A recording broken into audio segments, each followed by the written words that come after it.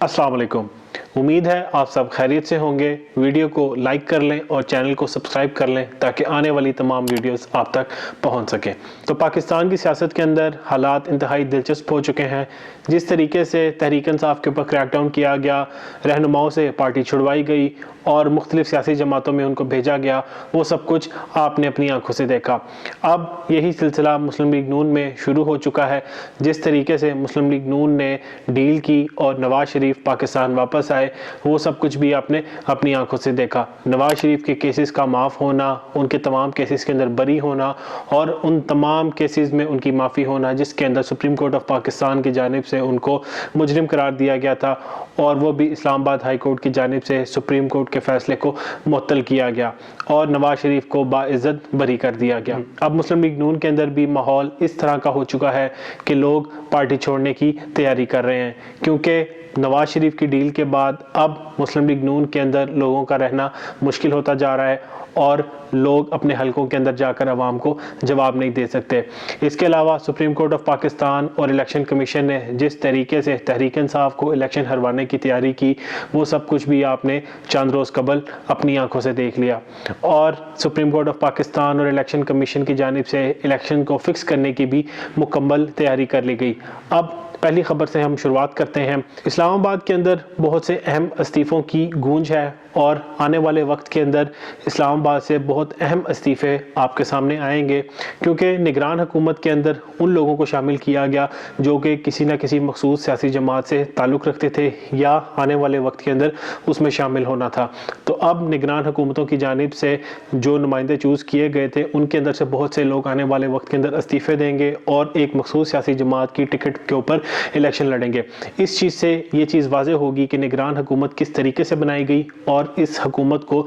बनाने का मकसद क्या था, क्योंकि पाकिस्तान के अंदर 90 रोज़ से ज़्यादा हो चुके निगरान हुकूमतों की अभी भी यहाँ पर मौज मस्ती जारी है, मगर अब तक इंतखाबात नहीं करवाए गए, क्योंकि आईन पाकिस्तान के अंदर ये चीज़ दर्ज है कि निगरान हुकूमत 90 रोज़ से ज़्यादा नहीं रह सकती, लेकिन पाकिस्तान के अंदर आइन का जो दस्तावेज़ है उसको जूती के नीचे रोन दिया गया।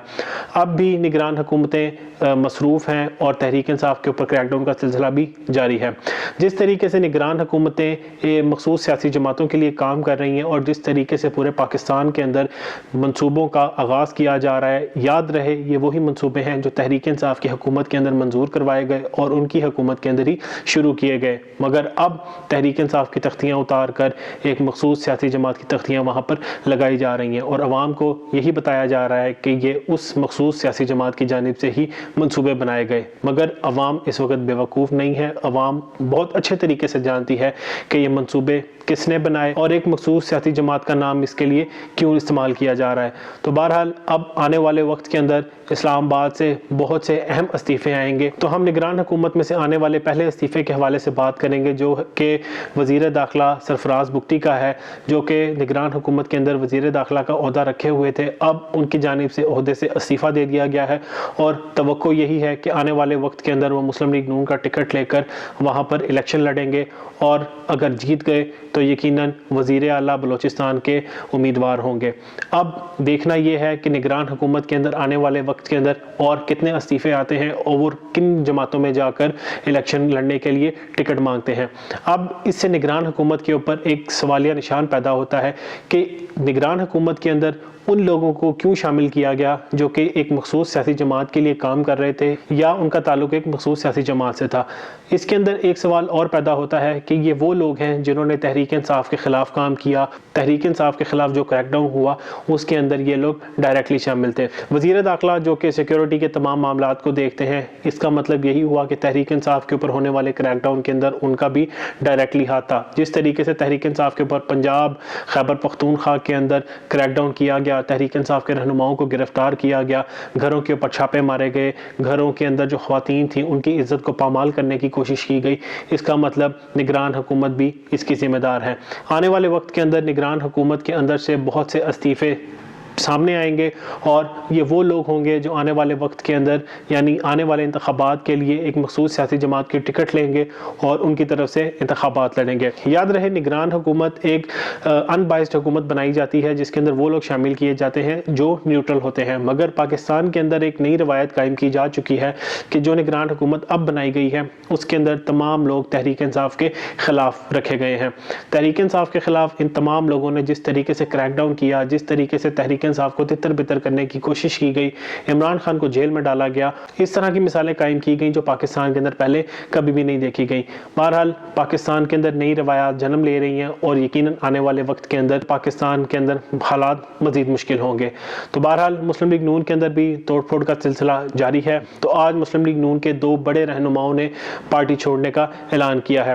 سب سے پہلے شاہد خاقان عباسی نے پارٹی چھوڑنے کا فیصلہ کیا ہے اور دوسرے نمبر پر سردار مہتاب عباسی جو کہ خیبر پختونخوا کے اندر مسلم لیگ نون کے رہنما تھے اور گورنر بھی رہے، انہوں نے بھی آج مسلم لیگ نون چھوڑنے کا اعلان کر دیا۔ یاد رہے یہ وہ لوگ ہیں جن کو مسلم لیگ نون کے اندر 30-35 سال سے زیادہ وقت کا عرصہ ہو چکا ہے، آج انہوں نے بھی مسلم لیگ نون چھوڑنے کا اعلان کر دیا۔ اب اس کے بعد اور بھی مزید رہنما ہیں جو مسلم لیگ نون چھوڑنے کا آنے والے وقت کے اندر اعلان کریں گے، کیونکہ رہنماؤں کی جانب سے ایک چیز واضح کر دی گئی ہے کہ وہ کسی بھی صورت مریم نواز کی لیڈرشپ کے انڈر کام نہیں کریں گے، کیونکہ مریم نواز کے اندر کسی بھی قسم کی لیڈرشپ کوالٹی نہیں ہے اور جس طریقے سے وہ اپنے خاندان کو آگے پروموٹ کر رہی ہیں وہ سب کچھ بھی آپ اپنی آنکھوں سے دیکھ رہے ہیں۔ مسلم لیگ نون کہنے کو تو ایک جمہوری جماعت ہے، مگر جس طریقے سے وہاں پر ایک خاندان کا کنٹرول ہے وہ ساری دنیا نے دیکھا۔ جس طرح تمام عہدوں کے اوپر اپنے رشتہ داروں کو بٹھایا گیا وہ بھی آپ سب کچھ اپنی آنکھوں سے دیکھ رہے ہیں۔ شاہد خاقان عباسی جو کہ مسلم لیگ نون کی حکومت میں وزیر اعظم بھی رہے، لیکن آج ایسا کیا ہوا کہ انہوں نے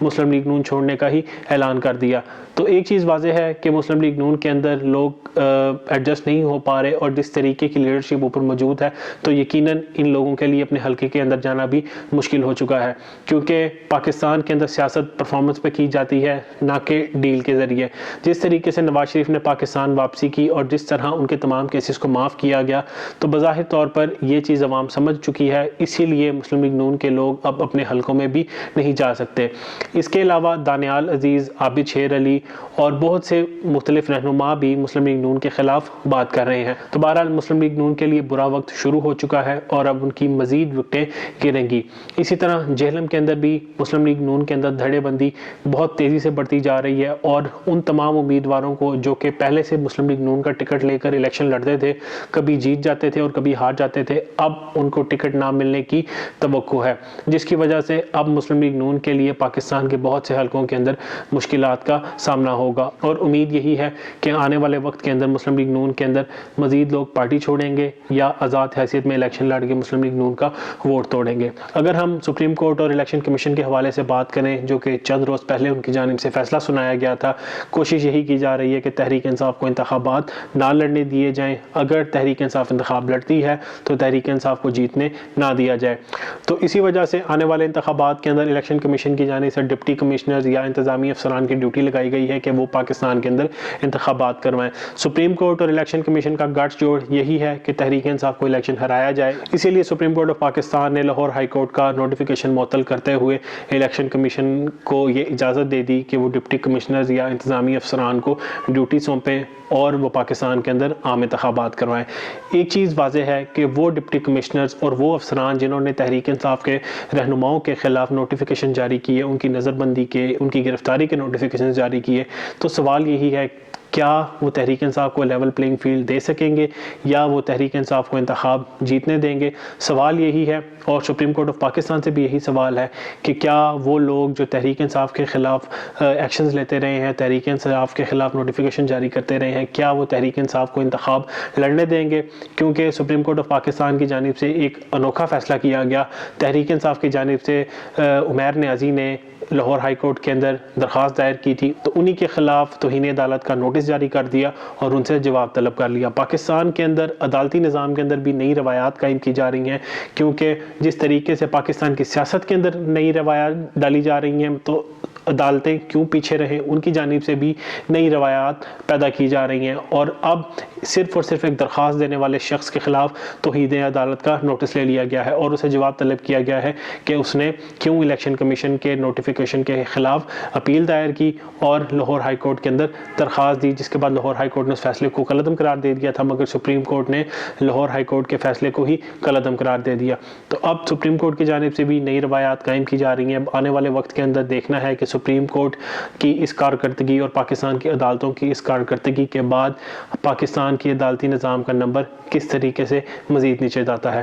خیر، آنے والے انتخابات کے اندر الیکشن مہم کا آغاز کر دیا گیا ہے، الیکشن کمیشن کی جانب سے الیکشن کا شیڈیول بھی جاری کر دیا گیا ہے۔ اب دیکھنا یہ ہے کہ کیا تحریک انصاف کو لیول پلینگ فیلڈ دی جاتی ہے یا ان کو کسی بھی طرح جلد سے جلوس کرنے کی اجازت نہیں دی جاتی، کیونکہ اس سے پہلے تحریک انصاف جہاں پر بھی جلسہ کرتی ہے وہاں پہلے پولیس پہنچ جاتی ہے اور کارکنان کو گرفتار کر لیتی ہے، اور اگر کوئی رہنما جلسے کے اندر موجود ہوتا ہے تو چند روز بعد یہی خبر ملتی ہے کہ اس کو بھی گرفتار کر لیا گیا ہے۔ تو پاکستان کے اندر ماحول یہی ہے کہ تحریک انصاف کو انتخاب نہ جیتنے دیا جائے، کیونکہ یہ چیز واضح ہے، سرویز یہی بتا رہے ہیں کہ تحریک انصاف اور عمران خان پاکستان کے اندر اس وقت سب سے مقبول ہے، اور خوف بھی یہی ہے کہ اگر تحریک انصاف اور عمران خان کامیاب ہو گئے تو جو لندن پلان ہے وہ مکمل طور پر ناکام ہو جائے گا۔ تحریک انصاف کے کارکنان کو ڈرا لیا گیا، لیکن اب کوشش یہی ہے کہ 8 فروری کو بھی تحریک انصاف کے کارکنان باہر نہ نکلیں اور ووٹ نہ ڈالنے جائیں، لیکن عوام کی جانب سے یہی فیصلہ کیا گیا ہے کہ 8 فروری کو وہ نکلیں گے اور تحریک انصاف کے حق میں ووٹ ڈالیں گے۔ اسی لیے آخری کوشش یہی ہے کہ تحریک انصاف کو انتخاب نہ لڑنے دیا جائے اور بلے کا نشان ان سے چھین لیا جائے۔ اب دیکھنا یہ ہے کہ تحریک انصاف اس کی کیا حکمت عملی بناتی ہے۔ اگر ان سے بلے کا نشان لے لیا جاتا ہے، اس کے بعد تحریک انصاف کیا حکمت عملی کا مظاہرہ کرتی ہے اور کس طریقے کا آگے کا پلان دیتی ہے، کیونکہ بظاہر طور پر یہی نظر آ رہا ہے کہ تحریک انصاف کے خوف سے جس طرح ریاست کانپ رہی ہے، تحریک انصاف کی جیت سے اور تحریک انصاف کی سپورٹ سے جس طرح ریاست کانپ رہی ہے، اب دیکھنا یہ ہے کہ اونٹ کس کروٹ بیٹھتا ہے، کیونکہ ایک چیز تو واضح ہو چلی ہے، جس طریقے سے عمران خان کی حکومت کو گرایا گیا، عمران خان کی حکومت گرنے کے بعد عوام نے یہ فیصلہ کر لیا تھا کہ انتخابات جب بھی ہوں ووٹ تحریک انصاف کو دیا جائے گا۔